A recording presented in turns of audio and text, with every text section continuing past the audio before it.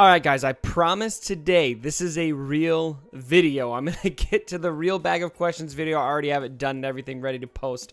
But for those of you who watched the video that I posted yesterday, it said bag of questions, but it ended up being a total April Fool's joke. So for those of you that I offended, I'm sorry. I've always loved a good prank, and I had to take advantage of April Fool's Day, so I hope you can forgive me, and I also hope that you enjoy the real bag of questions video coming to you today. Some good stuff coming. All right, enjoy. And it is time for another bag of questions video. Yes, it is that time. Thank you very much for joining me for this series. It's been a while since I've done a bag of questions video. I am sorry that it has taken a little bit to get to it. We've just had a lot going on.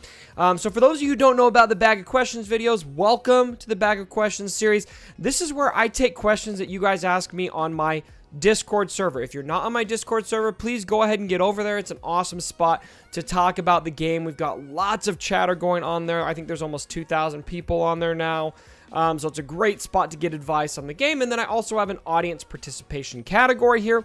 One of the channels in there is Bag of Questions, where you can ask questions about anything you like for me to consider for the Bag of Questions video. All right, so let's get into it without any further ado. Our first question on the docket for this edition of the Bag of Questions. Ravenclaw, he says, if you could fully max out a single character that is already in your inventory, who would it be? And then somebody reacted in here, Zerpa. It's impossible!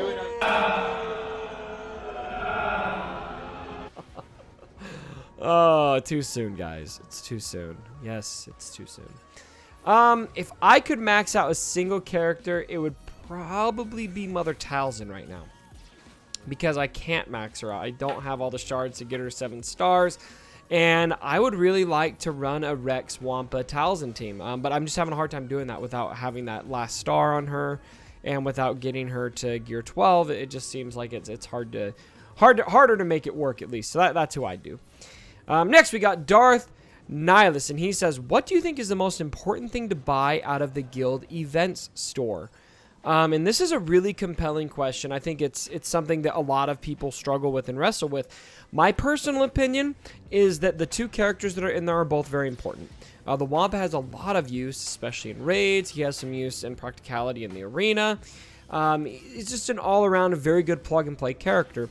Hermit Yoda is also a character that has a lot of use in raids and in other areas of the game. But also, it's a character that I really feel like one day we're going to need to have Hermit Yoda if we want to get the Jedi version of Luke from Episode 6. Based on the way that the hero's journey worked for Commander Luke, I just have a hard time seeing that he would not be part of that equation. So I personally do not want to be caught without 7-star Hermit Yoda when that comes around. So I want those characters first. So what I personally done is I got my Wampa to 7 stars. I've got a 7-star Wampa now, and now I am fully blitzing Hermit Yoda so that I can get him to 7 stars. Then once you have those 2 to 7 stars, which depending on where your guild's at, could take longer, could take not quite as long.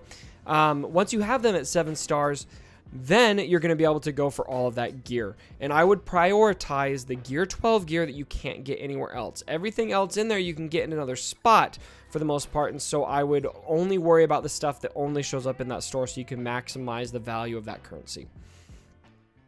All right. Next question, we've got MMO Pronic. And this is a good question. He says, outside of Squad Arena, what do you feel is the most important game mode? Man, this is hard to answer. I do feel like Squad Arena is the most important game mode because you get the 500 crystals.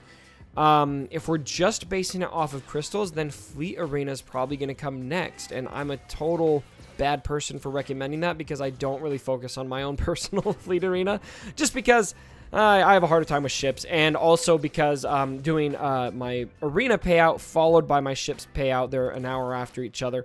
It's just a little bit much for my personal schedule. That said, I also feel like the Sith Triumvirate raid is going to be super important.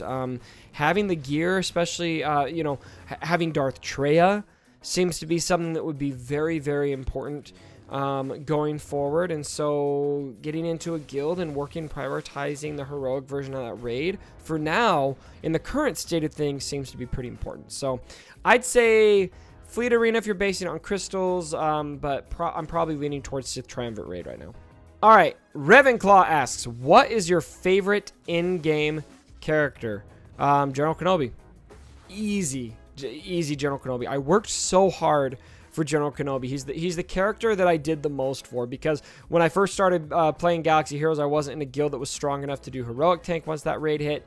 And you know, some of you heard me tell the story that I you know, went out of my way to merge some guilds together so that we could do the heroic tank raid, because I wanted General Kenobi, and then we finally unlocked him, and that it was, I had all the gear saved up to totally max him out except for stars, but I unlocked him at 5 stars, took him to gear 11, which was the gear cap increase on that day, and it was just the best feeling, and I still just love that dude because I worked so hard for him. So General Kenobi is my favorite in-game character, and he doesn't even need a Zeta to be great.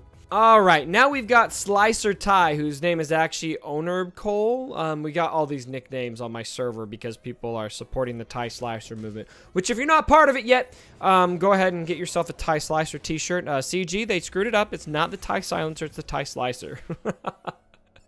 And that's an inside joke from some of my videos. I screwed up. Well, I didn't screw up. All right, and he says, clearly, you've got an appreciation for tattoos. Do you have any? If not, would you like to get one, and of what? This is pretty funny. So what this came from is a couple people shared pictures on my server of tattoos, and I was like, dang, that is sweet, especially because they were Star Wars tattoos. I thought it was pretty cool. I don't have any tattoos. No tattoos at all. I don't have a plan to get any. But once upon a time, I was about an inch away from getting a tattoo of Yoda on my backside. True story. I didn't go through with it, though. All right, our next question, we've got Darth Zero, and he says, are critical avoidance mods worth keeping / using, or just get rid of them right away? So, I mean, if we're going to rank order of stat importance, critical avoidance is definitely going to be pretty low on my list of appealing stats to load my characters up with. But I personally don't feel like there's a single mod out there that's completely worthless. And the reason for that is because mods help you gain galactic power. And so what I personally do, I've got my mods organized on my account in a way where I only keep mods that have good speed secondary on them in my inventory of available mods. Because when I'm modding a character, the biggest thing the stat that's most important to me is speed. I only keep mods that are at 10 speed secondary or better in my inventory. But what do I do with the mods that don't meet those standards is I put them on characters I feel that I will probably never use. And so I do recommend leveling up most of those characters on the bottom half of your, your squad up to level 50 so you can put those mods on them. And then it at least benefits your galactic power, which benefits your guild for deployment in territory battles. That way those mods aren't in your inventory. You don't have to worry about them, but they still benefit your galactic power.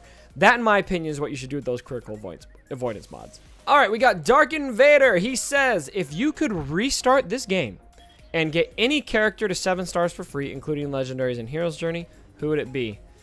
Oh, man. First of all, this makes me shed tears thinking about going back to the very beginning because of how long I've been playing this game. That would be so hard. I don't know. I mean, I mentioned earlier that General Kenobi is my favorite character. I think it'd have to still be General Kenobi. I love General Kenobi. It's my favorite character in the game. All right, we've got Blade Baka, one of my patrons. I'm asking, is there a specific order for any mass assists, or is it just random who hits first and who hits it last in the assists?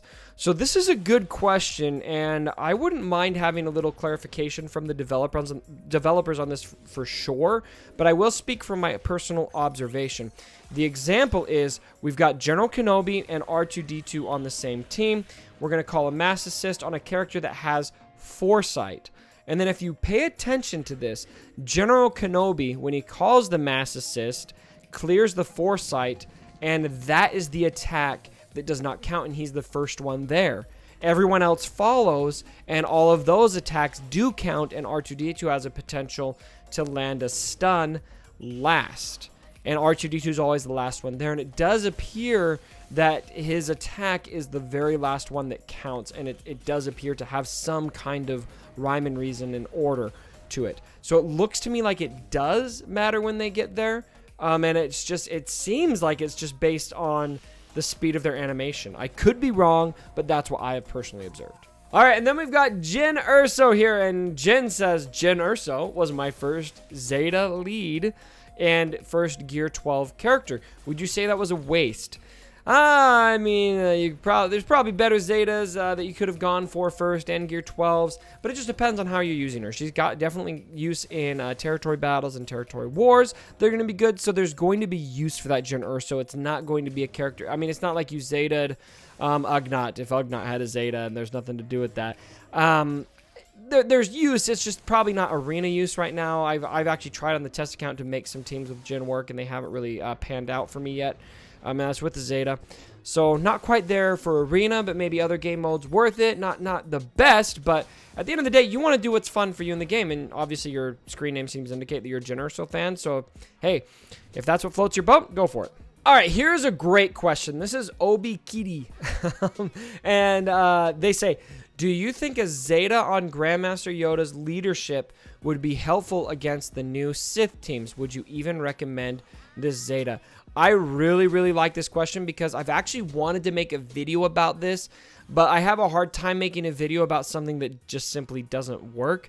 But I get this question a lot, and so I want to address it, so this gives me an opportunity to address it. I don't think it works.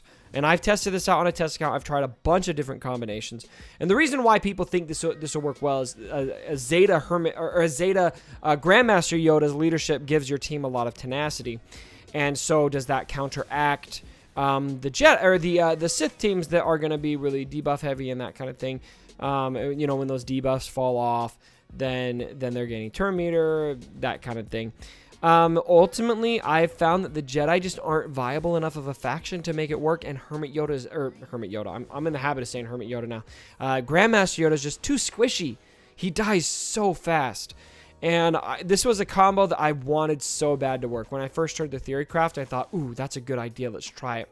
And I spent probably an hour on my test account trying to find a combination that made that work. And I was able to eke out a couple wins. But ultimately, it did not feel like it was something that I could endorse or recommend for anyone. So, unfortunately, that's a prognosis at this time. All right, my friends, that wraps up our episode of Bag of Questions. Thank you so much for joining me. This is one of my favorite videos to do. I wish I could do them more for you, but go ahead and take to my Discord server and fill it up with questions for the next one. We always have great questions. I think there were some really interesting questions this month in particular. So thank you so much for all the support, my friends. If you did like the video, of course, give it a thumbs up, share it, subscribe, all of that jazz, notifications, you know the drill. And as always, my brothers, don't forget. My dead body. Sorry about the mess.